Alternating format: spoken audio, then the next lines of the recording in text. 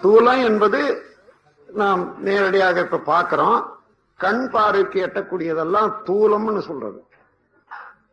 பருவுடல், பருப்பொருள் என்று சொல்லலாம் தூலம். ஆனா அந்த தூலத்தை டிஸ்இன்டிகிரேட் பண்றோம்னு வச்சுங்க, அதாவது அதை அணுமயமாக்கிறோம் சொன்னா அதான் அதையே சூக்குமம்னு சொல்லலாம். உதாரணமா, நீர் நல்ல காய்ச்சறோம், ஆவியா போய் மறைஞ்சு போகுது, கண்ணுக்கே பார்க்க முடியாத கூட ஆயிடும். இப்ப அங்க சூக்குமமா மாறி போகுது. அதுபோல எந்த பொருளையும் அதிகமாக கொதிக்க வச்சா அதாவது சிதற அடிச்சிட்டோம்னா நுண்ணியதாக ஆனா காற்றில் மிதக்கிற மாதிரி அது சூக்குமம்னு சொல்றது. காற்றில் மிதக்கக்கூடியதுதான் அது. அதே போல ரெண்டு வகையில் இந்த சூக்குமத்தை பிரிக்கலாம். ஒண்ணு உடலையே அதாவது அணு அணுவாக மாற்றக்கூடியது சூக்குமம், அது நமக்கு தேவையில்லை. இப்போ உடலுக்குள்ளாக உயிர் இருக்குது பாருங்க, சக்தி, சிதாகாசம், அதைத்தான் சூக்குமம்னு சொல்றோம். இந்த சூக்குமம் தான் இந்த கேரக்டர், மனிதத்தன்மை என்பதை அடக்கமாக வச்சிருக்கிறது சூக்குமம் தான். எந்த பொருளையும் அந்த உயிர் என்று சொல்றோம் பாருங்க, தனியாக சக்தி இயக்கம், அந்த சக்தியில தான் எல்லா பதிவும் இருக்கிறது. எப்படி இந்த கம்ப்யூட்டர்ல என்ன ஃபீட் பண்றாங்களோ அவ்வளவும் அது அப்படியே வாங்கி வச்சு எத்தனை தடவை வேணுமானாலும் அது பிரதிபலிக்கும் இல்லையா? இப்போ ஆத்மீக துறையில விளக்கம் கொடுக்கறதுக்கு இப்ப விஞ்ஞானம் சாதனைகள் ரொம்ப தெளிவா வந்துடுது. அந்த காலத்துல இப்படி பதியறது இப்படி வெளியாகிறதுன்றதுக்கு ஓமை கொடுக்கறதுக்கு ஒரு பொருளும் இல்லை. இப்ப கம்ப்யூட்டர் நல்ல உதாரணம். கம்ப்யூட்டரும் மின்சாரமும் வந்த பிறகு இறைநிலையை உணர்த்துவதற்கு ரொம்ப சுலபமாய் போச்சு. ஏனென்றா நேற்று உங்களுக்கு சொன்னேன், இந்த மின்சாரம் என்றது எலக்ட்ரிசிட்டி. எலக்ட்ரிசிட்டி எங்கிருந்து எப்படி வருதுன்ற போது காந்தம் என்பதனுடைய மாற்று, physical transformation of magnetism is electricity, அது மாற்றம். அப்போ அதுல காந்தமா இருக்கிற போது இரண்டு சக்தி ஊடுருவி இணைந்து இயங்கிக் கொண்டிருக்கிறது. அது ஸ்டாட்டிக் ஃபோர்ஸ், டைனமிக் ஃபோர்ஸ் ரெண்டுமே. எந்த ஃபோர்ஸ் அதிகமா இருக்குதோ அந்த மாதிரி அது செலவழியும். இதுல ஒரு உதாரணம் இப்ப சொல்றேன். பூமி நடுமையத்துல வேகமா பூமி சுத்துது இல்லையா? இதுல சென்டிபீட்டல் ஃபோர்ஸ், சென்டிபியூகல் இல்ல, சென்டிபீட்டல் ஃபோர்ஸ். சென்டிபீட்டல் ஃபோர்ஸ் சொன்னா ஒரு பொருள் சுத்தி கொண்டே இருந்தா லேசான பொருள் எல்லாம் தூர எரியும், வெளியே இடும். கனத்த பொருள் எல்லாம் நடுமையம் நோக்கி ஓடும். காரணம், கனத்த பொருள்ல இருக்கக்கூடிய அணுக்கள் எல்லாம் தற்றுவச்சி வேகம் குறைஞ்சாதான் கனத்த பொருளாக மாறும். கொஞ்சம் விஞ்ஞான இதுல சிந்தனை உள்ளவர்களுக்கு நல்லா தெரியும். அதாவது எப்படி பொருளோட பொருள் இணைந்து கனமாக மாறுதுன்னு சொன்னா அந்த சுழற்சி, தச்சுழற்சி இருக்கு பாருங்க, அது குறைய குறைய குறைய நெருங்கி இயங்கு. நெருங்கி இயங்குற போதுதான் உங்களுக்கு கனத்த பொருளாக மாறும். இப்போ யுரேனியம் அது இது அதெல்லாம் தோரியம் இப்படி எல்லாம் சொல்றாங்களே, 200 அணுக்கள் 216 சொல்லுவாங்க. அவ்வளவு சேர்ந்து இயங்கிறது என்று சொன்னா அந்த கூட்டுக்கு அந்த தனி அணுவனுடைய இயக்க வேகம் குறைந்தாதாங்க கூடும். அதே போலதான் கெட்டியான பொருள்ல கூட அந்த இயக்க வேகத்தை, தனி அணு வேகத்தை தூண்டி விட்டுட்டீங்கன்னு வச்சுங்க, விரிந்துடும். விரிந்துட்டா அந்த அமைப்பே குலைஞ்சிடும். அதாவது டிஸ்இன்டிகிரேஷன், இன்டிகிரேஷன் என்ற ரெண்டு வகையில கூடுதல் பிரிதல் என்றது இப்படிதான் உண்டாகுது. அப்போ இந்த உயிர் உடலுக்குள்ளாக தனி பார்ட்டிகள், சூக்குமம் என்றது உயிர் சக்தி தான். அது இருக்கிறது, ஆனா கண்ணால காண முடியாதது. புலனால உணர முடியாதது என்றதுனால அது சூக்குமம் சொல்லுவோம். அத தமிழ்ல சூட்சுமம் என்று சொன்னாலும் சூக்குமம் என்றாலும் ஒண்ணுதான். சூட்சமா இருக்குதுன்னு சொன்னா என்ன, ரொம்ப நுணுக்கமா நுண்மையாக இருக்கிறது என்றது அர்த்தம். அப்படி இந்த உடலுக்குள்ளாக 5 பொருள் இருக்கிறத கொஞ்சம் நினைவுபடுத்திக் கொள்ளுங்க. கெட்டி பொருளாக இருப்பது செல்கள் இணைப்பு. அது போலாரிட்டி இணைந்து ஒன்றோடு ஒன்று அடுக்கப்பட்டு ஒரு ஒரு சீலிங், அதாவது ஒழுங்காக அந்த அணு அடுக்கு சீர்மை அமைந்து சுற்றி சுற்றி இந்த மேக்னட்டிசம் வர ஒன்றிலே இருந்து ஒன்று ஒன்றிலே இருந்து ஒன்று போக அது ஒழுங்காக அணு அடுக்கு சீர்மைக்கு ஏற்றவாறு காந்த சக்தி ஓடிக்கொண்டிருக்கிற போது அதுதான் இந்த உடல், பரு உடல். அதற்கு மேலாக அதை விட இன்னும் லேசாக தண்ணி, ரத்த ஓட்டம் தான், அதை விட லேசானது அது ஓடிக்கொண்டிருக்குது. அதற்கு மேலாக வெப்பம். வெப்பம் இந்த உடல்ல பாயக்கூடிய ஜீவகாந்த சக்தி நரம்புகள் வழியாக சென்று அந்தந்த செல்களால அது வெப்பமாக்கப்பட்டு மின்சாரமாக மாற்றப்பட்டு வெப்பம் எப்பொழுதும் அந்த 98.6க்கு இருக்கணும். கொஞ்சம் கூட குறைச்சலோ மற்ற சந்தர்ப்பத்துக்கு தகுந்தவாறு இருக்கலாம். இருந்தாலும் அந்த அளவு இருந்தாதான் நம்ம உடல்ல உள்ள ரசாயனங்கள், ரத்தத்தில் உள்ள ரசாயனங்கள் கெடாம இருக்கும். அப்போ அதற்கு ஒரு வெப்பம் வேணுமே. நாம் என்ன நெருப்பை போட்டு எரிக்கிறோம்? இல்ல, அது அந்த ஜீவகாந்த சக்தி தானாக மாறி இவ்வளவு வேலையும் செய்யணும்.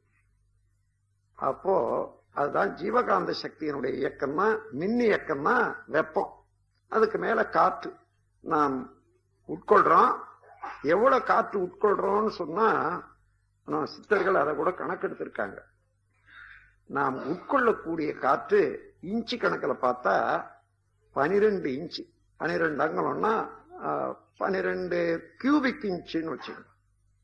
அதாவது இப்படி சாதாரண போட்டா இன்ச்சுன்னு சொல்றோம், அதுல கியூபிக் இன்ச்சுன்னு சொன்னா 12 கன அங்கலம். அந்த மாதிரி கன அங்கலம் எதுவோ அதுதான் அதாவது 4×3=12ன்னு வச்சுங்க. இந்த பக்கம் 4, அந்த பக்கம் 3 அடுக்குனா அந்த அளவுல ஒவ்வொரு இன்ச்சு அவ்வளவு இழுக்கிறோம். அவ்வளவு இழுக்கிறமே, 12 இன்ச்சு இழுக்கிறான். எவ்வளவு விடுறோம்னு கணக்கெடுத்தாங்க, 16 இன்ச்சு வெளியாகுது. அப்போ ஒரு மூச்சுக்கு 4 இன்ச்சு நம்ம உடல்ல தேய்ந்து கருகி காய்ந்து வெளியேறுது பாருங்க அணுக்களுடைய இது. அது சேர்ந்து கார்பன் டை ஆக்சைடுன்றது சேர்ந்து இப்ப 16 இன்ச்சு வெளியேறிட்டு இழுக்கிறது. அப்போ அடிக்கடி நாம் இந்த சுவாசம் எடுத்து கொள்ளலைன்னா கார்பன் டை ஆக்சைடு அப்படியே சேர்ந்து சேர்ந்து சேர்ந்து உடலுக்கு எடுத்துடும், எந்த வினையும் நடக்காது. அப்ப அதற்காக காற்று எப்பொழுதும் செலுத்தி கொண்டே இருக்கணும். அதுதான் ஆக்சிஜன் சொல்றோம். அதற்கு மேல உயிர். இந்த உயிர் என்பது நேற்று சொன்ன நுண்ணியது என்று பசுடைய ஒரு மயிர ரோமத்தை 1 கோடி கூறாக்கி மீண்டும் ஒரு துண்டெடுத்து அதை 1,00,000 கூறாக்கினால் மனதால நினைக்கிற போது மயக்கமே வந்துடும். ஆனா எது வரைக்கும் போகுதோ அந்த மாதிரி ஒரு வடிவம் வச்சுக்கிட்டு விட்டுடுங்க. அந்த அளவுக்கு இப்போ ஆனா நான் எனக்கு முதல்ல அந்த மாதிரி இருந்தது. அதை அந்த கணக்கு அவங்க சொல்ற போது அதன் பிறகு அனுபவத்துல தவத்துல இருந்து இருந்து இருந்து இப்ப நுண்மையா எது அந்த உயிராற்றல் எந்த அளவு கணம் இருக்கு என்றதை அனுமானிக்க முடியுது. அப்ப அனுமானிக்க நுண்ணிய உயிராற்றலான அந்த விண்ண அனுபவிக்க முடியுமேயானால், அதாவது விண் அறிந்தா உண்மை அறியலாம். ஏன்னா அதுக்கு அடுத்தது எதுவோ அதுதான் மெய்ப்பொருள். அதனால அவ்வளோ நுணுகி மனம் நின்றால்தான் விண்ணறியும்.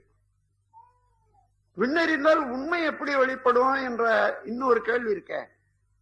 விண்ணை அறிவதற்கு விண்ணை விட நுணுகி அறிவு நின்றாதானே அறிய முடியும். அப்ப விண்ணை விட எது இருக்கிறது இந்த பிரபஞ்சத்துல நுண்ணியது? சுத்த வெளி.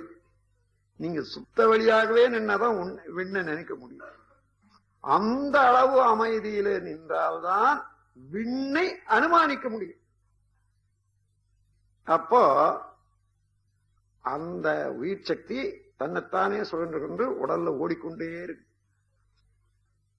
ரத்த ஓட்டத்துக்கு எப்படி இருதயமோ மையமோ அதே போல உயிர் ஓட்டத்துக்கு மூலாதாரம் மையம், விந்து கமலம் தான் மையம். விந்து எவ்வளவு உறுதிப்பாடும் அளவு இருக்கிறதோ அந்த அளவுதான் உயிர் சக்தி ஒரு உடல்ல இருக்கும்.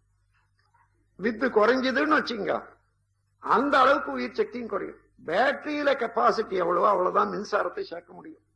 அது போல வித்தினுடைய அளவு எவ்வளவோ, தூய்மை எவ்வளவோ அவ்வளவுதான் உயிர் சக்தியும் நடக்கும். அப்போ இந்த உயிர் சக்தியினுடைய சுழற்சியினால, ஒவ்வொரு உயிர் சக்தியினுடைய சுழற்சியினால ஏற்படக்கூடிய விரிவலை மொத்தம் டோட்டல் எதுவோ அதுதான் ஜீவகாந்த பெருக்கம் நம்ம உடல்ல எப்பொழுதும் இயங்கி கொண்டிருக்கிறது. இந்த ஜீவகாந்தம் செயல்படுற போது அழுத்தமா ஒளியா ஒலியா சுவையா மனமா, அந்த ஜீவகாந்தம் இல்லைன்னா இங்க இருக்கக்கூடிய பொருள் அந்த தள்ள முடியாது. அதுதான் அழுத்தம். அந்த பிரஷரால தான் முன்ன பின்ன செல்லுகிறது.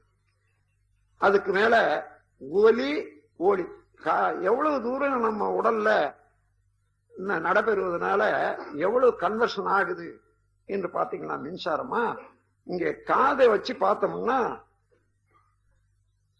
இப்ப நமக்கு அந்த ஒலி தெரியும். இந்த அளவு ஒலி எப்பொழுதுமே இருந்து கொண்டு இருக்கும்.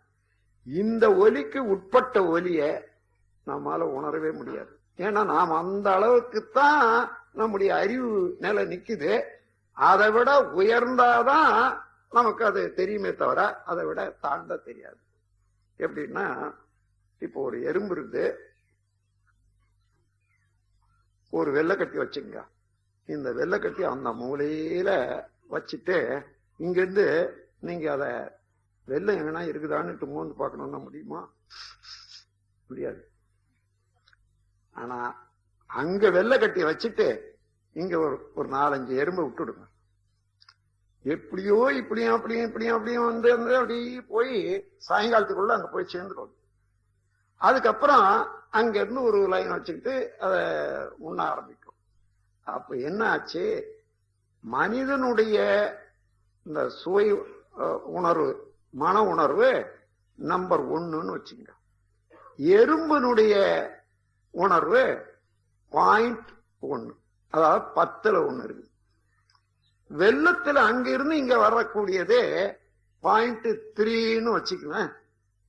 இப்போ 0.3 என்று சொல்றது 1ல 10ல் 3 பங்கு தானே. அதனால நமக்கு தெரியல. ஆனா எறும்புக்கு அது 0.1, 1ல இருந்து +2ல இருக்குது. அதனால அவ்வளோ தொலைவுல இருக்கிறத அது கண்டுபிடிச்சு. அது போல எந்த உணர்ச்சியும் தன் இருப்புக்கு மேலாக, தன் இயக்கத்துக்கு மேலாக தூண்டப்பட்டு அது உயரும் போது அதுதான் உணர்வாக இருக்கிறது என்று சொல்லும் போது, இந்த உடல் இயக்கத்துக்கும் மன இயக்கத்துக்கும் காரணமாக இருப்பது ஜீவகாந்தம் தான். அந்த ஜீவகாந்தத்தை உற்பத்தி செய்வது உயிர் சக்தி. இந்த உயிர் சக்தியை தாங்கி நிற்பது வித்து. இந்த விந்து கெட்டு போனால், நீர்த்து போனா என்ன ஆகும்? நீர்த்து போனா குறைஞ்சிடும். அங்க உடல்ல தாங்காது. குறையிறது வேஸ்டா போறதுன்னுட்டு ஒண்ணு, அதாவது மூத்திரத்துல மலத்துல நமக்கு தெரியாமலே போயிடும், வேர்வையில கூட போகும். அது இல்லாம நீர்த்து போனா, அதாவது வயது வந்தவர்களுக்கெல்லாம் உடல் உறவு இச்சை ஜாஸ்தியா இருக்கும். அதனால அடிக்கடி போய் அதுலயும் வேஸ்ட் ஆயிடும், இன்னும் மேலும் நீர்த்து போகும். இது இல்லாம சினம் கொள்றாங்க பாருங்க. சினம் கொள்றவர்களுக்கு வித்து அதிகமா, சினம், உணர்ச்சி வயப்படுதல், கவலைப்படுதல் வித்து நீத்து போகும். காரணம், அந்த கவலைப்படும் போத சினம் கொள்ளும் போத wavelength of our mind அது ரொம்ப பேட்டாவில் 20, 25, 30ன்னு ஓடும். அப்படி ஓடுற போது இந்த உயிர் சக்தி அதை சமாளிக்கிறதுக்கு எவ்வளவு செலவழியுதோ அந்த செலவழியறத சேர்க்கணும் இல்லையோ, அப்ப உயிர் சக்தியினுடைய ஒவ்வொரு துகளும் விரைவாக இயங்க ஆரம்பிக்கும். அப்படி விரைவாக இயங்க ஆரம்பிக்கிற போது என்ன ஆகுது, மொத்தம் சேர்த்தா உயிர் சக்தி உடல் வரையில இருக்குன்னு வச்சுக்கோங்க. அதுக்கு அளவுதான். நம்ம சூக்கும சரீரத்துக்கு வடிவம் என்னன்னு கேட்டா நம்ம உடல் தான் அதனுடைய வடிவம். இப்ப அது உடல் வரையில இருக்கக்கூடிய சூக்கும சரீரத்தினுடைய அளவு உயிர் சக்தியினுடைய துகள் வேகமாக இயங்க ஆரம்பிச்சா எக்ஸ்பான்ஷன் உண்டாகும். அத உங்களுக்கு தெரியும், எந்த பொருளும் சூடு பண்ணாலும் அதாவது அதனுடைய வேகம் ஜாஸ்தி ஆச்சுன்னா எக்ஸ்பான்ஷன், விரிவு உண்டாகிற போது உடலையும் தாண்டிய ஒரு பிகு சூக்கும சரீரத்துக்கு வர்ற போது அப்போதான் அதை செய்யணும் இதை செய்யணும் அடிக்கணும் உதைக்கணும் குத்தணும் என்ற அளவுக்கு வேகம் வர்றது. அதல்தான். ஏன்னா அந்த டென்ஷன் அப்படி சென்று செலவழிச்சுடுறாங்கன்னு வச்சுங்க, மறுபடியும் முன்ன இருக்கிற நிர்வாகமே செய்ய முடியாத ஆற்றல் இழந்து போகும். அந்த அந்த தூண்டுதல்னால உடனடியாக ரத்த வேகம் அதிகமாகும். Blood pressure at once will rise. சினம் வந்தாலும் கவலை வந்தாலும் பேராசை இருந்தாலும், பேராசைன்னா அதாவது ஒத்துக்கொள்ள முடியாத, மனதுக்கும் இயற்கைக்கும் ஒத்துக்கொள்ள முடியாத ஒரு ஆசை, உங்களுக்கு தேவையில்லாத ஒரு ஆசை, சும்மா அது வேலை வச்சிருக்கீங்கன்னு வச்சுங்க, அது தேவையும் இல்லை, அந்த எண்ணத்தை தாங்கிக் கொள்ளவும் சக்தி இல்லை. பொருத்தம் இருக்கணும். ஏதாயாலும் ஒரு ஆசைப்பட்டோம்னா அது என்ன அளவுக்கு தேவை, இது இவ்வளவு அவசியம் என்றது உணர்ந்து கொள்ளும் போது அந்த கம்பேட்டபிலிட்டி ஒண்ணுக்கு ஒண்ணு ஒத்து வருது. அப்படி இல்லைன்னா வீணாக செலவழியுது நம்முடைய உயிர் சக்தி. அதனாலதான் நம்முடைய பயிற்சி முறையில எண்ணம் ஆராய்தல், ஆசை சீரமைப்பு, சினம் தவிர்த்தல், கவலை ஒழித்தல் இதெல்லாம் கண்டுபிடிச்சு நான் கொண்டு வந்து இருக்கேன். ஏதோ ஒரு தூக்கத்தகைய இந்த 5 தத்துவம் வச்சிருக்காங்கன்னு என்ன வேண்டாம். இந்த 5 தத்துவத்தை நல்ல மாதிரி பயின்ற பிறகுதான் நீங்க பயன்படுத்தும் போது பாத்தீங்கன்னா இதை தவிர வேற ஒன்னும் வழி இல்லை மனித குலம் ஈடேறுவதற்கு என்று ஒவ்வொருவரும் உணர்ந்து கொள்ளணும். ஒவ்வொருவரும் உணர்ந்து கொண்டு அதுக்கப்புறம் பயிற்சி செய்யறதுக்கு முடியாது. அதனால ஏற்கனவே இதெல்லாம் ஒழுங்குபடுத்தி இப்ப உங்களுக்கு கொடுத்திருக்கிறேன். அப்போ இன்னும் ஒரு விந்தை என்னன்னா, நமக்கு ஒரு 10 யூனிட் எப்பொழுதும் நமக்கு சார்ஜ் ஆயுது வருதுன்னு வச்சுங்க. விழித்து கொண்டு இருக்கிற போது கை கால ஆட்டம், அதை செய்யறது இதை செய்யறது, நாம் விரும்பி செய்யக்கூடிய காரியங்கள், எண்ணங்கள், இதுக்கெல்லாம் உடல் இயக்கத்தோட சேர்த்து 11 யூனிட் செலவாகுதுன்னு வச்சுங்க. 10 வரவு, விழித்து கொண்டிருக்கும் போது 11. ஏன்னா உடல்ல நடைபெறக்கூடிய இயக்கங்களுக்கெல்லாம் எப்பொழுதும் சதா நடக்கணுமா அது, அதாவது ஜீரணம், அந்த ரத்த ஓட்டம், இவைகளுக்கெல்லாம் நாம செலுத்துறது தானா. அப்ப அது அடிப்படை. அதற்கு மேலாக இருக்கிறது சென்ட்ரல் நர்வஸ் சிஸ்டம், நாம எண்ணி செய்யறது. இப்போ வீழ்ச்சி கொண்டிருக்கிற போது, அப்ப விழித்து கொண்டிருக்கிற போது 11, தூங்குற போது என்னன்னா 8 9ன்னு வச்சு 8 8ம் 11. அப்ப வரவு என்ன 10, நம்ம செலவு என்ன பண்றோம் 11. இப்போ இருப்பு நமக்கு 100 இருந்தாதான் உடலும் மனமும் சரியாக இயங்கக்கூடிய அழுத்தம் சரியா இருக்கும், அந்த ஓட்டம் சரியா இருக்கும், திணிவு சரியா இருக்கும், கன்வர்ஷன் கரெக்டா இருக்கும், எல்லாம் நல்லா இருக்கும். இதுல ஒரு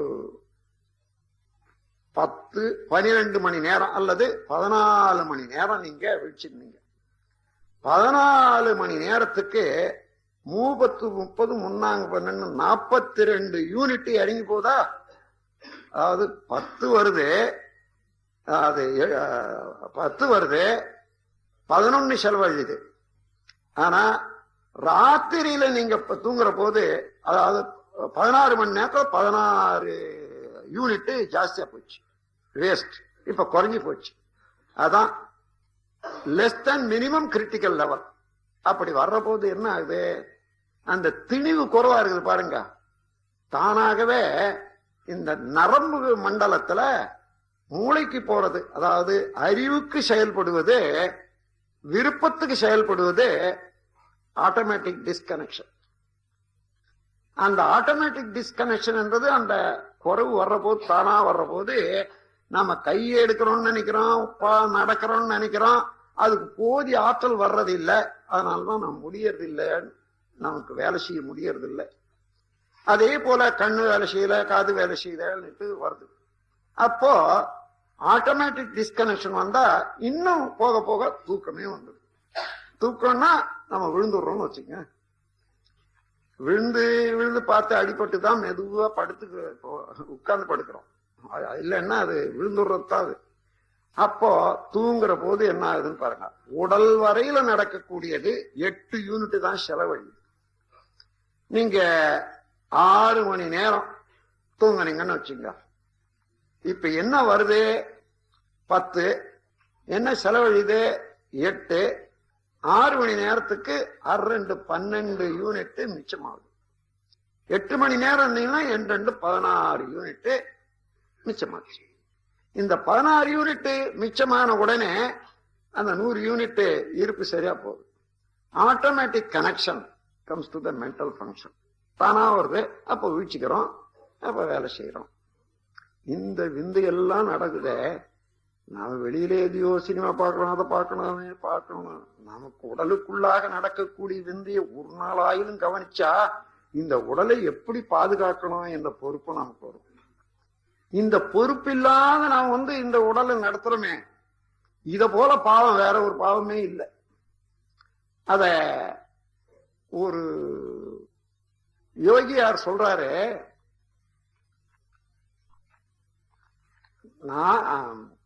நந்த கோனாரா அவர் பேரு, தாந்திமிதிமி நந்த கோனார் தான் அவரே. இந்த 4 மாதமாய் கொயவனை வேண்டி நந்தவனத்திலோர் ஆண்டி. நந்தவனம்னா ரொம்ப அழகிய பூங்காவாக இருக்கக்கூடியது இந்த உலகம். இந்த இடத்துல இருந்து வாழ்ந்து கொண்ட ஆண்டி எல்லாம் வல்ல இறைவன் தான். அவன் என்ன பண்ணான்னா, இந்த உடல் கெட்டு போச்சுன்ட்டு எதிர்ப்பாகி அப்புறம் வேற ஒரு உடலை கட்டணும்னு சொல்லி கருப்பையில இருந்துட்டு நந்தவனத்தில் ஒரு ஆண்டி 4 மாதமாய் கொயவனை வேண்டி கொண்டு வந்தான் ஒரு தோண்டி. 4 6 10 4 24 மாசம் இல்ல, 10 மாதமாக கட்டி வெளியில கொண்டு வந்தான். அந்த அருமை தெரியாத என்ன பண்ணா, கண்ணை திறந்தான், ஒளி வாசனை சுவை எல்லாம் இருக்குது. இதுலயே மயங்கி இந்த வேடிக்கையை பார்த்து பார்த்து பார்த்து ஆண்ணா உடஞ்சி போச்சுன்னு சொல்றான். நந்தவனத்தில் ஒரு ஆண்டி 4 மாதமாய் குயவனை வேண்டி கொண்டு வந்தான் ஒரு தோண்டி. அதை கூத்தாடி போட்டுடைத்தாண்டி. அத அவருக்காக சொன்னார் என்றதில்ல, உலக மக்களை பார்த்து எப்படி தன் பயம் இழந்து உடலை கெடுத்துக் கொள்றாங்கன்றதுக்கு எள்ளி நகையாடுவது ஒரு அறிவுரைக்கு அது ஒரு தத்துவம். அது சித்தர்கள் கையாண்ட முறை. எல்லாம் இப்படியே எள்ளி நகையாடி நமக்கு இதை சொல்லுவாங்க. இன்னொரு புலவர் கூட சொல்றாரு அதே பாணியில, தாவாரம் இல்லை தனக்கொரு வீடு இல்லை தேவாரம் ஏதுக்கடி குதம்பாய். எங்கேயும் போனாரு, தேவாரம் பாடிக்கிட்டு இருக்காங்க, நல்ல பாட்டு தானே. ஐயோ பாவம், நல்ல பிள்ளைகள் எல்லாம் உட்கார்ந்து தேவாரம் பாடுறாங்கன்னு சொல்லாம இல்லையா? இவருடைய நினைவுக்கு மனிதன் பிறந்தது இதுக்கு இல்ல, அவனை உணர்ந்து கொள்றதுக்காக வந்திருக்கான். அதை விட்டுட்டு இன்னும் இந்த பாட்டை பாடிக்கிட்டே பஜனை பாடிக்கிட்டே சுண்டல் சாப்பிட்டுக்கிட்டு இருக்காங்களேன்றத எழுத்தாளி, அதாவது எளிய முறையில சொல்ற மாதிரி, தாவாரம் இல்லை. தாவாரம்னா என்ன தெரியுது உங்களுக்கு? இங்க இருந்து இடக்கனா இல்லை, தாவி பிடிக்கக்கூடிய ஆரம், அதாவது ஒரு கயிறு. அதை கொண்டு முன்னேறுவதற்கு ஒரு குரு இல்லைன்ற. நீ உனக்கு வேண்டிய ஒரு குருவை பெற்றுக்கொள்ளவில்லை, தாவி பிடித்து மேலே ஏறுவதற்கு ஒரு குருவை பெற்றுக்கொள்ளவில்லை. தாவாரம் இல்லை, தாவ ஆரம் இல்லை. தனக்கு ஒரு வீடு இல்லை. நான் எங்க இருந்து வந்தோம் என்பது உணர்ந்து அதை சேர்ந்து கொள்வதற்கும் ஒரு அறிவு இன்னும் பெறவில்லை. தேவனுக்கு ஆரம்பாடி என்ன பிரயோஜனம்னு சொல்லிட்டே போறாரு. இப்படி இருக்கும். அதாவது எள்ளி நகையாடி அதிலேயே நமக்கு அறிவுரை கூறுவது ஒரு சித்த மார்க்கத்துல ஒன்று. அந்த முறையில அப்போ இந்த உடலுடைய தன்மையை எடுத்துக்கொண்டோமானால் இந்த உடல் நிலைச்சிருப்பதற்கு என்ன வேணும்னு இப்ப தெரிஞ்சு கொண்டீங்க. ஜீவகாந்தம் தான் வேணும். இந்த ஜீவகாந்தமோ பிரபஞ்ச காந்தத்தோட கலந்து இருக்குது. அதனாலதான் எதை அறியணும்னு சொன்னாலும் அதோட கலக்கிற போது அதை அறிய முடியுது. எந்த பொருளும் ஜீவகாந்தம் இல்லாத காந்தம் இல்லாத இல்லை. அதனால ஒவ்வொரு பொருளோட கலந்த போது அது உணர்தலாக இருக்குது. ஆகையினால இப்ப இந்த ஜீவகாந்தம் தான் இந்த உடலுக்கு நல்லது. அதுதான் உடலை போஷிக்குது, அறிவுக்கு அறிவாக இருக்கிறதுன்னு தெரிந்து கொண்டோமானால் அதை பாதுகாக்கணும். அப்போ ஜீவகாந்தத்தை பாதுகாக்கணும்னா உயிர் சக்தியை பாதுகாக்கணும், அதிகரிக்கணும். உயிர் சக்தி அதிகரிக்கணும்னா விந்து சக்தி நல்லா இருந்தால்தான் உயிர் சக்தி அதிகமாகும். இந்த உண்மையை உணர்ந்த நாடு ஒரே நாடு உலகத்துல இந்தியா ஒண்ணுதான். அதை வச்சுத்தான் கற்பு என்ற நெறிய மனித குலத்துக்கு அளித்த நாடு இந்திய நாடு. மேல நாடுகள் எல்லாம் பரியாசம் செய்வாங்க. ஆனா அதே நேரத்துல இங்க நாலாவட்டத்துல அங்க பார்த்து இங்க நாம கட்டோன்னுட்டு ஒரு அளவு வந்த போதிலும் கூட இன்னும் இந்த அந்த சிறப்பு நம்ம நாட்டுக்கு தான் இருக்குது. அதை வச்சுதான் அவங்க ஏற்படுத்தினாங்க. ஆகையினால அந்த விந்து சக்தியை ஒழுங்காக பாதுகாத்துக் கொள்றதுக்கு சினம் இல்லாம, கவலை இல்லாத, இன்னும் பேராசை இல்லாம அமைதியாக மனதை வைத்துக் கொண்டு இருப்பதற்கு பயிற்சி வேணும். அந்த பயிற்சி தான் இப்ப நாம் செய்யற குண்டலினி யோக பயிற்சியின் மூலமாக இதெல்லாம் கிட்டும். அதுக்கு முன்ன தெரிந்தோ தெரியாதோ நம்ம ஓட விட்ட மனதுல இருக்கக்கூடிய குற்றங்கள் எல்லாம் களையறதுக்கு அகத்தாய்வு என்றது வச்சு ஒன்னா நாம் செய்துட்டு போக போக போக தானாக அமைதி நிலைக்கு வந்துவிடும். அப்போ இந்த ஜீவகாந்தத்துவம் சரியாக வைத்துக் கொள்ளணும்னு சொன்னா உணர்ச்சி வயப்பட்ட செயல்கள், புலன்களுடைய இயக்கங்கள் ஒரு அளவோட முறையோட இருக்கணும். அதிகமாக புலன்களை இயக்கணும்னு வச்சுங்க, இருக்கிறதெல்லாம் செலவு பண்ணிடுறோம், இன்பம்னுட்டு அப்போ வறட்சி ஏற்படுது. வறட்சி ஏற்பட்டா அதனுடைய விளைவு துன்பம், நோய், மரணம். ஆன முதலில் அதிகம் செலவானால் மானம் அழிந்து மதிகட்டு போன திசை எல்லாருக்கும் பொல்லனாய் எழுபிறப்பும் தீயனாய் நல்லாருக்கும் பொல்லனாம் நாடு. ஜீவகாந்தம் ஜீவகாந்தம் விந்து ரெண்டும் கெட்ட இந்த உடல் இயக்கத்துல இப்ப ஜீவகாந்தத்தை விட்டுட்டு உயிரையும் மறந்துட்டு அந்த உயிர் சக்திக்கு ஆதாரமாக இருக்கக்கூடிய வித்தையும் மறந்துட்டா இந்த உலகத்துல உடல் தத்துவமோ அல்லது உலக தத்துவமோ எப்படி எந்த விஞ்ஞானி முழுமை செய்ய முடியும்னு பாருங்க.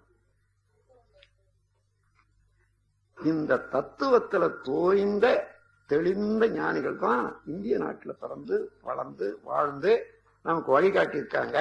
பின்னால வந்தவங்க எத்தனையோ நூல்கள் அழிஞ்சு போச்சு. இன்னும் ஒரு சிலது பரம்பரையா கர்ண பரம்பரைன்னு சொல்லுவாங்க, ஒருத்தருக்கு ஒருத்தர் சொல்லி சொல்லி வந்தது உண்டு.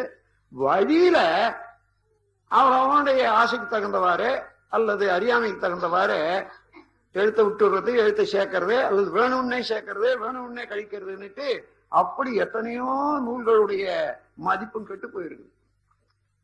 அப்படி இருக்கிற போது நமக்கு இன்னைக்கு கிடைச்சிருக்கக்கூடிய நூலை எடுத்து பார்த்தாலும் கூட பெரிய பெரிய பொக்கிஷங்கள் எல்லாம், இயற்கையினுடைய ரகசியங்கள் எல்லாம் அடங்கிய நூல்கள் நம்மிடம் இருக்கின்றன. ஆனால் அதை ஒத்து பார்க்கறதுக்கு கொஞ்சம் மேல உயர்ந்து தன்னில உணர்ந்தவர்கள் மூலமாக ஒத்து பார்த்து அது நல்லது கெட்ட தெரிஞ்சு எங்க தவறு இருக்குது எங்க அது திருத்திக் கொள்ளலாம். அது ஒன்றும் கஷ்டம் இல்லை. ஆகவே இப்ப இந்த உடல் நலம் வேணுமானால் ஜீவகாந்த சக்தி சரியாக வச்சுக்கணும்.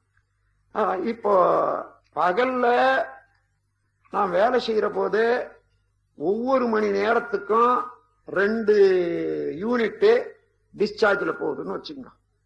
சரி, அதுக்கு பதில் தூங்கிட்டா 8 மணி நேரம் 7 மணி நேரம் 6 மணி நேரம் தூங்கிட்டா சார்ஜில் வந்துடுது, சரியா வந்துடுது.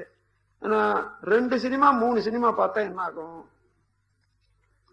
அதான் அதே போல இந்த உடல் நல்லா இருக்கிற போது அது எவ்வளவு கெடுக்கணுமோ கெடுத்துட்டு அது கெட்ட பிறகு மறுபடியும் அதை திருத்த முடியாத நிலையில தான் நாம் வருந்தோம். இந்த உலகம் முழுவதிலும் விஞ்ஞானத்துறையிலையும் பொருளாதாரத்துறையிலும் மேல் வந்த நாடுகள் எல்லாம் கூட யாருமே உடலை நல்லா வச்சுக்கிறாங்கன்னு நான் சொல்லவே முடியாது. அங்க எல்லாம் எவ்வளவுக்கு எவ்வளவு பணம் இருக்குதா அவ்வளவுக்கு அவ்வளவு அந்த 30-35 வயசுக்கு மேல அவங்க படுற துன்பம் கொஞ்சம் நஞ்சம் இல்லை. உறுப்பு 2 உறுப்பு காணாத போயிடும், 1 உறுப்பு காணாத போயிடும்.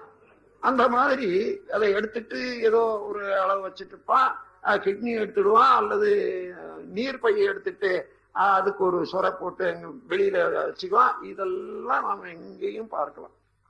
இது என்ன வாழ்க்கை?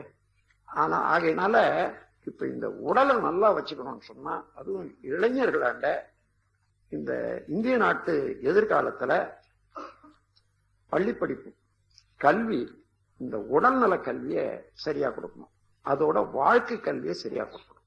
இந்த இரண்டுக்குமே ஒத்த ஒரு உயர்ந்த கல்வி எதுன்னா வித்துனுடைய உயர்வு, அதுல இருந்து உயிர் சக்தியினுடைய பெருக்கம், ஜீவகாந்த பெருக்கம், அது பண்படும் விதம், பயன்படும் விதம், அதை கட்டி காக்கும் முறை, இந்த கலை உலகத்துல வளரும். இதைத்தான் இப்ப நான் முக்கியமாக எடுத்துக்கொண்டிருக்கிறது. எந்த இடத்துல எதுவாக இருந்தாலும் இந்த முக்கியமான கல்வி உலகத்துல பரவணும். இப்ப நீங்கள் எல்லாம் இன்னைக்கு ஒரு 425 பேர் இருக்கீங்கன்னு சொன்னா, இதுக்கு முன்னமே ஒரு 425 பேர் தயாராக இருக்காங்க. இத்தனை பேரும் நல்ல முறையில இந்த கல்வியை தெரிந்து கொண்டு ஒருவருக்கொருவர் எனக்கு பின்னால ஒவ்வொருவரும் 10 பேருக்கு இத தெளிவுபடுத்துறது வந்தா என்ன ஆகும்? அதோட அது தனித்தனியா செய்தே உலகத்துக்கு போறாது. இது விஞ்ஞான உலகத்துக்கு பள்ளிக்கூடங்கள்ல பாடத்திட்டமாக வரும். இது என்ன கஷ்டம்? வாழ்க்கைக்கு ஏற்ற கல்வி இல்லாத வாழ்வு எப்படி வாழ தெரிந்து கொண்டு வாழணும். அந்த வாழ தெரிந்து கொள்வதற்கு இது எவ்வளவு முக்கியமான கல்வி. இந்த கல்வி நமக்கு கிடைக்க செய்யணும் நம்முடைய குழந்தைகளுக்கு. அதற்கு வேண்டிய ஏற்பாடுகளை தான் இப்ப நாம் செய்து வரோம். இந்த ஆண்டு முடிஞ்சு போனா 88வது ஆண்டுல இத கல்லூரியாக மாத்த போறோம். அதற்கு வேண்டிய ஒரு அனுமதியெல்லாம் நாம பெற்றாய் போச்சு. அதை 88வது ஆண்டுக்குள்ளாக இந்த கட்டடங்கள் கட்டி, ஓங்கார மண்டபம் கட்டி, இன்னும் ஒரு சில இதெல்லாம் வரணும். வந்த உடனே பாடத்திட்டங்களை வகுத்து ஒவ்வொரு கல்லூரி மாணவர்களுக்கும் வார கணக்கிலேயோ அல்லது மாத கணக்கிலேயோ அல்லது இந்த வெயில் கோடை காலத்திலேயோ அவர்களுக்கு குரூப்பா 100 பேர் 200 பேர், இப்போ 400 பேர் இப்போ ஒரே நேரத்தில் இருக்க முடியுது. அது மாதிரி 200 பேர் 300 பேர் ஒவ்வொரு கல்வி சாலையிலும் இருந்து தங்கி அவர்கள் படிப்பதற்கு ஏற்றவாறு. அப்ப என்ன வேணும்? இப்பவே சில மாணவர்கள் இங்க வர்றதுக்கு திருட்டுத்தனமா வர்றாங்க. ஏன்னா எங்க அப்பா திட்டுவாங்க. அவங்க அப்பாவுக்கு இந்த யோகம் என்றது ஏதோ திசை திருப்பி விடுறான்ற அளவுக்கு தான் தெரிஞ்சுக்கிறாங்களே தவிர, அவங்களாயிலும் கொஞ்சம் எட்டி பார்க்கலாம் இல்லைங்க, பாக்குறது இல்லை. இல்ல யாராயிலும் கேட்டாயிலும் தெரிஞ்சுக்கிறாங்கன்னா இல்லவே இல்லை. அதெல்லாம் முடியாது, நீ போகக்கூடாது. அந்த அளவுல ஒரு தடை இருக்குது. அது அவர்களெல்லாம் உணரும்படியாக செய்வதற்கு நாம போல குடும்பத்தவர்கள் ஒருத்தருக்கு ஒருத்தர் அதை விரிவுபடுத்தி சந்தர்ப்பம் வரும்போதெல்லாம் இந்த குண்டலினி யோகம், உலக சமுதாய சேவா சங்கம் அல்லது மனவளக்கலை மன்றங்கள் மனிதனுக்கு தேவையானதாக தான் சொல்றாங்க. வாழ்க்கையில புறம்பானது ஒன்றுமில்லை, வாழ்க்கை கல்வி தான் சொல்லி கொடுக்குறாங்க என்ற அளவுக்கு இன்னும் இது தெளிஞ்சிடும். வர வர வர உண்மை எப்படியும் தெளியத்தான் வேணும். இப்படியாய் முதல்ல இந்த தமிழ்நாடு எல்லா மக்களுக்கும் தெளிவாக அறமும் இறை உணர்வும் வந்துவிட்டோம். அது போதும் இந்த உலகத்துக்கு. ஆகவே அந்த முறையில உடல் நலம்னா ஏதோ ஒண்ணு நல்லா மூக்கு பிடிக்க சாப்பிட்டா உடல் நலம் வந்துடணும்னு நினைச்சிட்டு இன்னும் போடுங்க, என்ன குறைச்சி சாப்பிட்றீங்களேன்ற அளவுக்கு வருது பாருங்க. அதெல்லாம் உடல் நலம். அளவோடு சாப்பிடுற போதுதான் உடல் நலம் இருக்கும். நான் ஒரு கவி எழுதியிருக்கேன், நீ ஜீரணிக்கிற அளவுக்கு உட்பட்டு இருந்தால் நீ உண்ணக்கூடிய உணவு, நீ உணவை ஜீரணிக்கிறாய். அதற்கு மேலாக உண்ணும் போது உணவு உன்னை ஜீரணிக்கும் என்றது. இப்படி இதெல்லாம் ஒரு சுருக்கமாக இருந்தாலும் கூட ஆழ்ந்து ஆழ்ந்து அவனுடைய கருத்துக்களை எடுத்துக்கொண்டு நீங்களெல்லாம் இந்த அறிவொளியை பரப்பக்கூடிய பேராசிரியர்களாக நீங்க திகழ போறீங்க. இன்னும் கொஞ்சம் சிந்தனையை கொஞ்சம், அதாவது சமுதாயத்துக்கு என்று ஒரு பகுதியை ஒதுக்கி வச்சுக்கோங்க. நீங்க எந்த வேலை செய்தாலும் சரி, எவ்வளவு பெரிய பணக்காரா இருந்தாலும் சரி, நான் சொல்றேன் 60 வயதுக்கு மேல 70 வயதுக்கு மேல உங்க பணமோ உங்க சிந்தனையும் பயன்படுறதில்லை. ஏன்னு கேட்டா உங்க பையனோ அல்லது மகளோ பார்த்துக்கிட்டே இருப்பாங்க, இந்த கதை இன்னும் இந்த மூச்சு போட்டுட்டு எங்களை வதச்சிக்கிட்டு இருக்குது என்றது. அவர்கள் போய் கும்பிடக்கூடிய இடங்கள் எல்லாம் அந்த கும்பிடுல இது ஒரு சங்கல்பமா போட்டு வைப்பாங்க. ஆகையினால இதெல்லாம் வராது. நீங்க ஆத்மீக துறையில பண்பட்டு விடுங்க. அதாவது ஆபீஸ்ல இருந்து ரிட்டையர் ஆயிட்டா கூட சரி, ஒரு 4 பேர் 10 பேருக்கு இத சொல்லி கொடுக்கறதுன்னு வச்சுங்க. வர வர வர வர ஒரு 100 பேரோ 50 பேரோ உங்களுக்கு துணையாக உங்கள் கருத்தை பயில்வதுக்கு வந்துட்டாங்க. நாம் இந்த மூச்சு விட்டுட்டு இந்த உடலை இங்க விட்டுட்டு பிரிகிற வரைக்கும் மதிப்பு குறையவே குறையாது, அமைதியும் குறையவே குறையாது. அமைதியாக இருக்கலாம் யாரா இருந்தாலும் சரி. அதனால அன்னைக்கு தேடிக்கணும்னா அன்னைக்கு நீங்க ஆசிரியர் பயிற்சி எடுக்கணும்னா நான் இருப்பேனா? இன்னைக்கு வந்ததுதான் சரி. இதுக்கு மேல தொடர்ந்து ஆசிரியர் பயிற்சி நடக்கும். அதனால எப்பொழுது இது காற்றடிக்குதோ அப்போ தூத்த வேணும்ன்ற அளவுக்கு இன்னைக்கு வந்தது சரி. நீங்க நல்ல மாதிரி பயின்று இதை விடாத மேல மேல மேல மேல மேல சிந்தனை ஆற்றல்னால உங்களதாக ஆற்றிக்கணும்.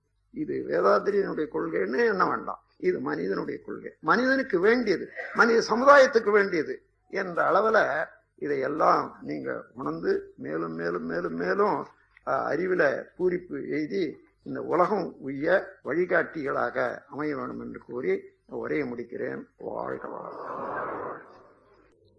வாழ்க வளமுடன். அருள் தந்தை அவர்கள் இடுப்பு வலியை நீக்கும் பயிற்சி முறைகளை விளக்குகின்றார்கள்.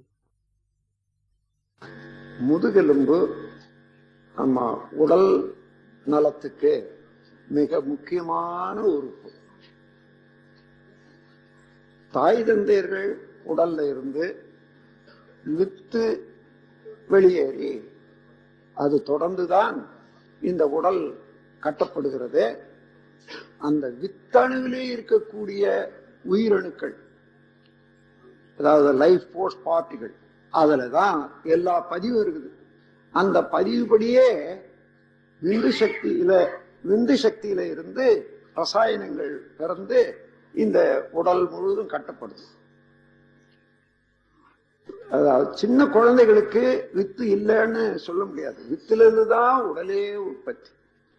அப்போ அந்த உடலை பாதுகாக்கிற அளவுக்கு ரசம், ரத்தம், மாமிசம், கொழுப்பு, மஜ்ஜை, அஸ்தி மஜ்ஜை சுக்கலம்னு வர்றபோது 7 தாதுக்களும் குழந்தையிலேயே உற்பத்தி ஆகுது.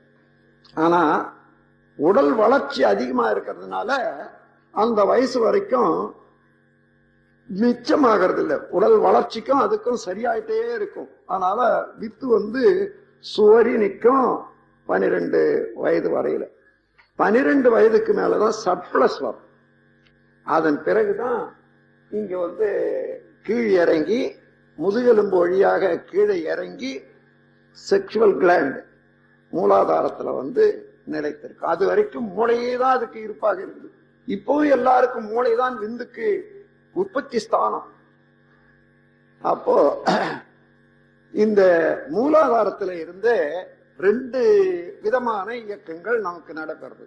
ஒண்ணு ஜீவகாந்த சக்தி உற்பத்தி பண்றது உயிர் சக்தி, அது அங்க இருக்குது. அந்த உயிர் சக்தியிலிருந்து தான் கரண்ட் வரணும். அது இல்லாத ஜீவசக்தி உடலை பாதுகாக்கிறதுக்கு வேண்டிய இதெல்லாம் பிட்யூட்டரி கிளாண்டும் இன்னும் மொத்த இதுவும் சேர்ந்து அப்படி ஒரு பிசிக்கல். அப்போ அந்த வித்து இங்க உற்பத்தி ஆன உடனே அது அப்படியே முதுகெலும்பு வழியா பின்னால மூலாதாரம் வரைக்கும் தொடர்பு இருக்கும். சர்ப்ளஸ் இருக்கட்டும் இல்லாத போட்டும் குழந்தைகளாக இருந்தாலும் சரி அது வரைக்கும் தொடரும். அப்போ இந்த முதுகெலும்பு எந்த வழியில கெட்டாலும் அல்லது செயலற்று போனாலும் அது இது வரைக்கும் அதுக்கு மேல ரத்தம் ஓடாது, மூளை வேலை செய்யாது, கை கூட தூக்க முடியாது. முதுகெலும்பு ஒடிஞ்சதுன்னு வச்சுங்க, கை காலு கூட அந்தந்த இதுல தூக்க முடியாது. அதனால முதுகெலும்பை நல்ல முறையில பாதுகாக்க வேண்டியது உடல் நலத்துக்கு நல்லது. ஆனா இது பல காரணங்களால முதுகெலும்புல வலி வருது. சிலருக்கு ஆர்த்தரிட்டிஸ் இருந்ததுன்னா அடிக்கடி வலி வரும். இந்த முதுகெலும்புல இந்த கழுத்துக்கு கீழே இருக்கு பாருங்க, அந்த எலும்புகள் கொஞ்சம் பிறண்டு போயோ சதை பிறண்டு போயோ இன்னும் ஒரு வியாதி வருது பாருங்க, கழுத்தை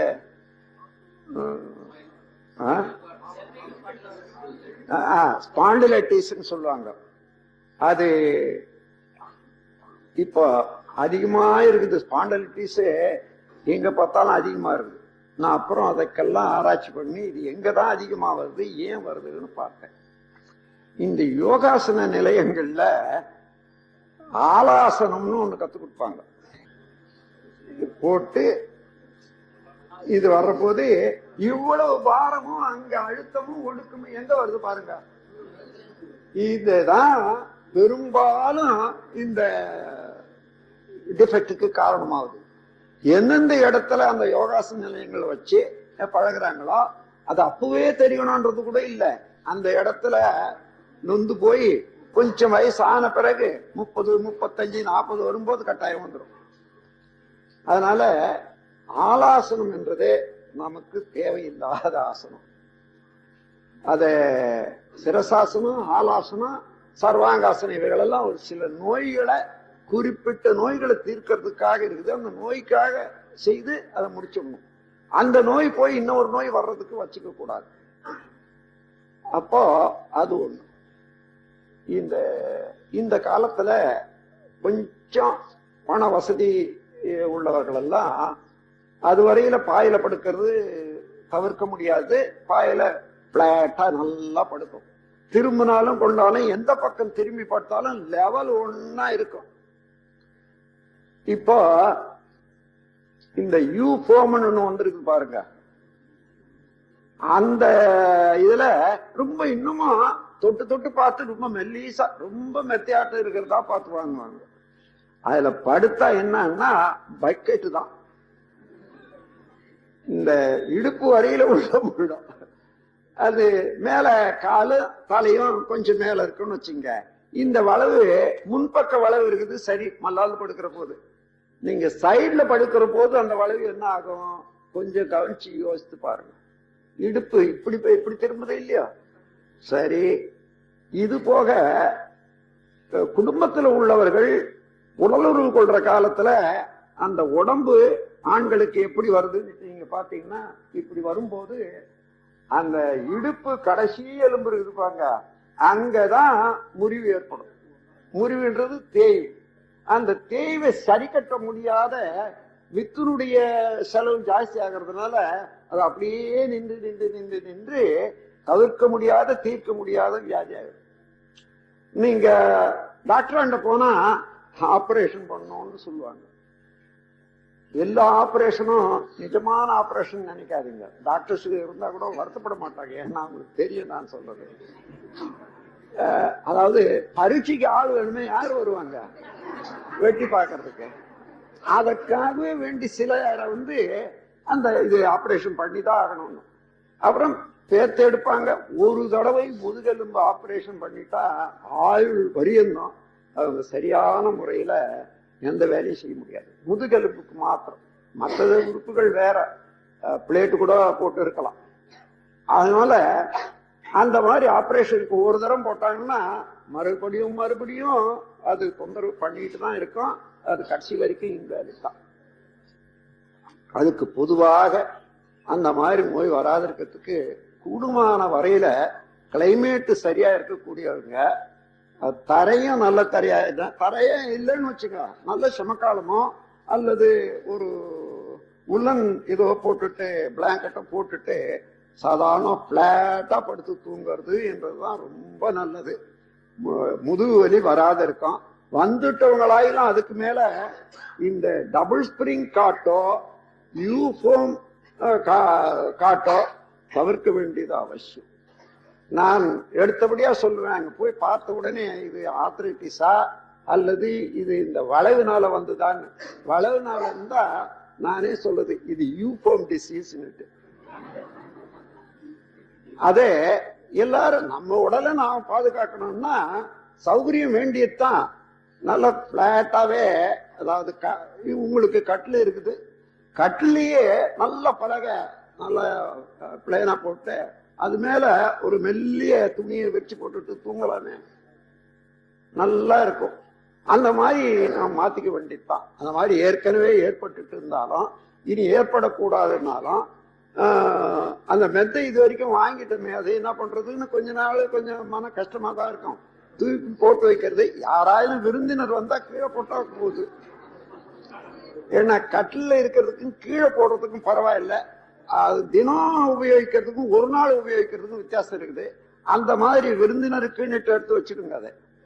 அது கடுமையா தான் இருக்குது நான் சொல்றதுக்கே. ஆனாலும் தவிர்க்கவே முடியாது. அதனால வரக்கூடிய நோய் கொஞ்ச நெஞ்சம் இல்லை. அதுக்கப்புறம் அதுல சிம்பிள் எக்ஸசைஸ்னால 100க்கு 80 பங்கு அந்த முதுகு வலியை போக்கிக் கொள்ளலாம். ஆனால் அந்த முதுகு வலி செய்யற போது வலி இருக்குதுன்னு வச்சுங்க, ஒருவேளை எலும்புகள் பிறண்டு கேப் விட்டு போய் வந்திருக்கலாம். அந்த மாதிரியா இருந்ததுன்னா செய்ய வலி இருக்கும். அதனால அந்த ட்ரீட்மெண்ட்டை இந்த எக்ஸசைஸ கூடாதுன்றது அர்த்தம். வலி இல்லாத அல்லது கொஞ்சமா இருக்குது, மறுநாளைக்கு சௌகரியமா இருக்குது, மறுநாளைக்கு சௌகரியம்னா அப்புறம் அதை தொடர்ந்து செய்யலாம் அந்த எக்ஸசைஸ். இப்படி ரிலாக்ஸ்டா இருக்கும். ரிலாக்ஸ் பண்றதுக்கே தெரியும். உடம்பு முழுது மனசு செலுத்தி எல்லா செல்களும் நான் தவற விட்டுக்கொண்டேன் என்ற போது கை காலு முதுகு எல்லாமே அப்படியே நினைச்சு எல்லாம் கலந்துருக்கான்னு பார்க்கணும். அப்புறம் ரிலாக்ஸ் பண்ணிட்ட பிறகு லேசா வலது காலம் தூக்கணும். கொஞ்ச நேரம் நிறுத்தி வைக்கலாம். அதுலயே வலி எடுக்கும். உடனே சிலருக்கு கூட வலி எடுக்கும். மெதுவா விட்டுட்டு டக்குன்னு விடக்கூடாது. ஒரு 1/2 நிமிஷம் இருந்தா போதும். 1/2 நிமிஷம் சிலருக்கு இருக்க முடியாது. இருந்தா உடனே போட்டுடணும் வலி எடுத்தா. இப்போ இந்த அதாவது டிரேன்மெண்ட் அந்த அடுக்கு கொஞ்சம் சீர்குறைந்து அந்த இடத்துல என்ன ஆகுனா எலும்புகள் வளர்ந்து லேசா கொஞ்சம் ப்ரொடெக்ஷன் உண்டு. அது அப்படியே இருக்கிற போது வலி எடுக்கும். இப்ப இந்த இதுல இந்த எக்ஸசைஸ்ல சிறுக சிறுக சிறுக சிறுக அந்த அதாவது முரணாக தேவையில்லாத இடத்துல வளர்ந்த எலும்புகள் லேசா, அது வயதானவங்களுக்கு ஒரு 4 நாள் 5 நாள் கூட ஆகும். மற்றவர்களுக்கு உடனடியாக அந்த இந்த எக்ஸசைஸ்ல வளைந்துவிடும். இதான பிறகு 2 காலையும் கையை எங்க வச்சிருக்காங்க பாருங்க. 2 காலையும் போட்டு இந்த தொப்புல இருந்து கீழ்பக்கம் தொலை வரைக்கும் இருக்கக்கூடிய சதைகள் எல்லாம் நாளுக்கு நாள் நல்லா பலம். இந்த சிறு வயசுல இருந்தே இந்த எக்ஸசைஸ் சொன்னா என்னைக்குமே இந்த இது ஹெர்னியா என்ற நோயோ வயிற்று நோயோ வரவே வராது. அந்த அளவுல இந்த அட்டம் நல்லா கட்டப்படும். அது குணமாகும். அதுக்கு இந்த நம்ம எக்ஸசைஸ்ல சில விஷயம் ஒழுங்கா உணவு முறையெல்லாம் இருக்கணும். பேசும், அதாவது பேச்சே அதிகமா இருக்கக்கூடியவர்களுக்கு ஆபரேஷன் பண்ணிதான். இல்லைன்னா எந்த ட்ரீட்மெண்ட் பார்த்தீங்கன்னா பேச பேச பேச பேச நீங்க பம்ப் அடிக்கிற மாதிரி தொந்தரவு பண்ணிதான் இருக்கு. பிரீத்திங் சும்மா விட்டுருவோம். பிரீத்திங் ஒண்ணுமே இல்லை, சாதாரண விட்டுருங்க. அதுவே சுத்தம். அதுக்கப்புறம் இப்ப வலது கால் மணி இந்த இடது கையினால அந்த பாகத்தை பிடிச்சுக்கிட்டு மெதுவா சிரமமில்லாதபடிக்கு அப்படி வளர்ச்சி ரொம்ப நல்லா இருக்கா. காலையில ஒரு வரம் சொல்லிட்டா நாள் முழுக்கும் நல்லா இருக்கும். அந்த அதே போல ரெண்டாச்சா. இன்னும் இப்ப வலது கால மடக்குமா, மூணாவது எக்ஸசைஸ் பாத்துங்க. வலது கால மடக்கி நம்ம எனக்கு நான் செய்யறேன் காலையில. ஒரு கால மடக்கி மறுபடியும் அதான் ஒண்ணுன்னா மடக்கணும். ஆமா, ஒண்ணுதான் மடக்கணும். ஒண்ணு மடக்கு. அப்புறம் இப்போ ரெண்டு கையாலையும் அங்க பிடிச்சுக்கணும். பாருங்க, மெதுவா கொண்டு வந்து அப்படியே ஆட்டி ஆட்டி மேல தலையை தூக்கும். Just right. அவ்வளவுதான். விட்டு இல்ல ஒரு காலை விட்டு அதுக்கப்புறம் இன்னொரு காலை மறுபடியும் அதே போல பிடிச்சிட்டு 2-3 தரம் விட்டு மெதுவா கடைசியா இது வரைக்கும் போகும். அப்ப கவிழ்ந்து படுத்துக்கோ.